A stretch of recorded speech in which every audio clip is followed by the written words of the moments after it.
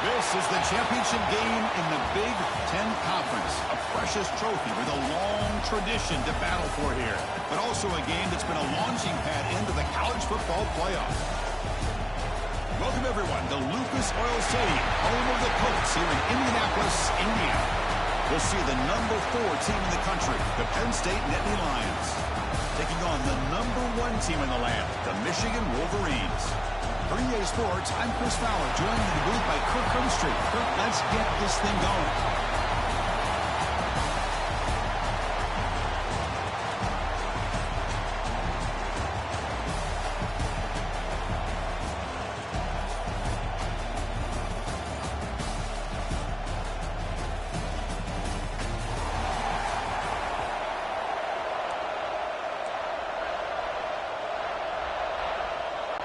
The kickoff team is out there, and here we go. A conference championship on the line right now.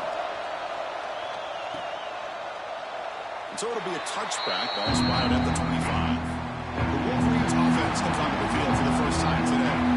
And the reason why this is one of the games in the week is you've got a receiving core that's just been lighting people up. So hard to stop collectively, but they're running into an elite defense that's filled with confidence too, Kirk. Yeah, Chris, I'm going to turn it around a little bit and talk about, I think, the offensive line. We know what the receivers can do. Will the quarterback have enough time against this defense to be able to make the throws where he can try to expose the secondary?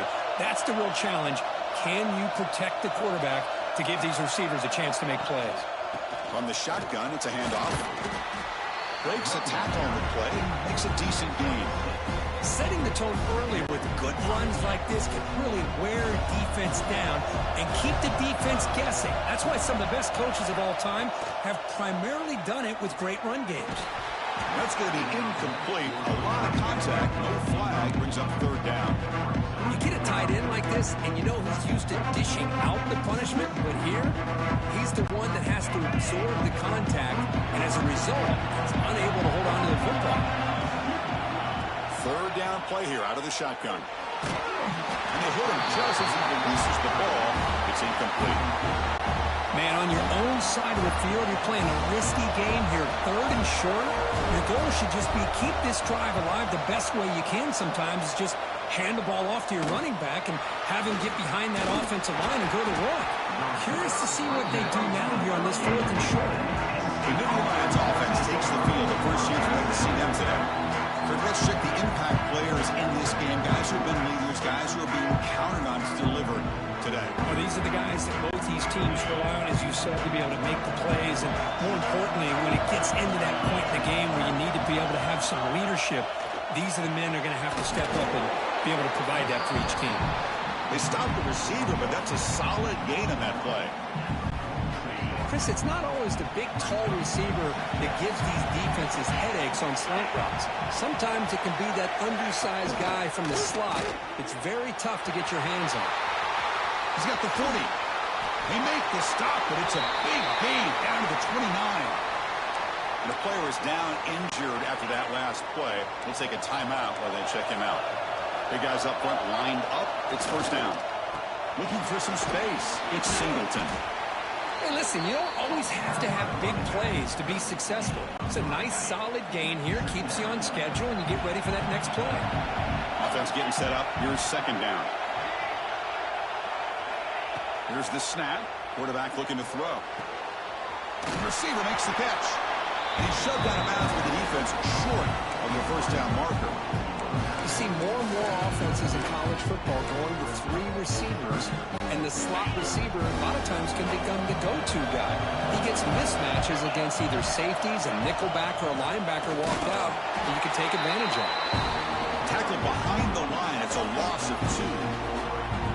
Chris, that play just didn't have much of a chance at all from the snap. The quarterback hands this off, and there's nowhere to go. It's almost like the defense was anticipating the play call, and they put themselves in a position to come up with a nice tackle for a loss.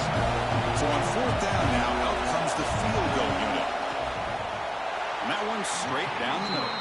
So we have our first points on the board. That makes it 3-0. They come away with 3 points on the drive, and now the kickoff team will boot it away. Well, Chris, it's a nice kick here to polish off that drive with at least 3 points up on the board. Fields it inside the 5-yard line. Makes it to the 16. That's good coverage there. And the Michigan offense back out on the field. This group was coming off a quick 3-and-out. Can they put something together in this drive? On 1st and 10, they'll look to throw it. Grab behind the line. It's Marshall. To get him down quickly, not much of a gain on that completion.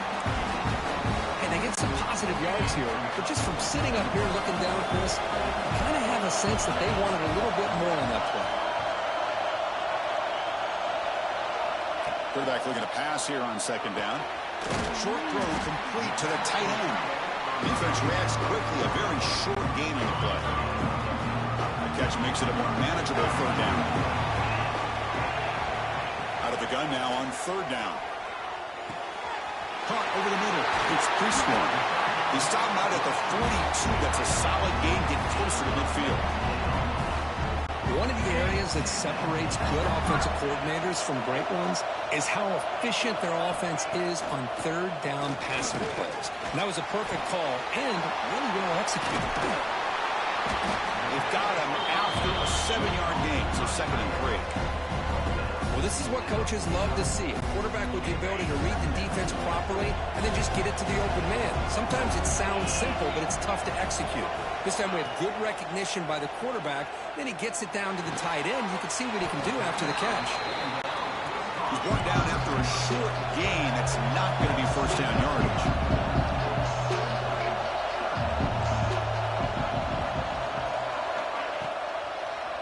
QB decides to keep it here. Breaking free at the 35. Scoots out of bounds after a nice pickup on that running play. That's what he likes to do. He knows he's a weapon out there, not just with his arm, but when he can pull it down on an option like this and pick up a big chunk of yards, it can leave any defense with their head spinning. And looking to throw now on 1st down. Grab down the middle. It's Marshall. Boy, it's one of the things I love about this running back. It's not just this defense trying to defend him running the football. As you can see here early in this game, trying to get him involved in the passing game. Great call. That completion makes it 2nd and medium. And they'll use the ground game here. And the senior able to make the stop after a short gain. You know, in the era that we live in right now, everybody wants to spread the field around, try to create space, try to create one-on-one matchups, and the defense is countered over the years by trying to play out wide. But here's a great example of a defense has the ability to play wide, but still be solid at the line of scrimmage, not give up big run plays. On 3rd down, it's a handoff.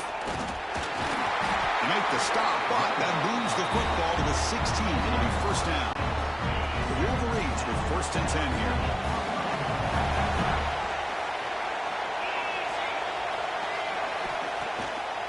A draw to the back.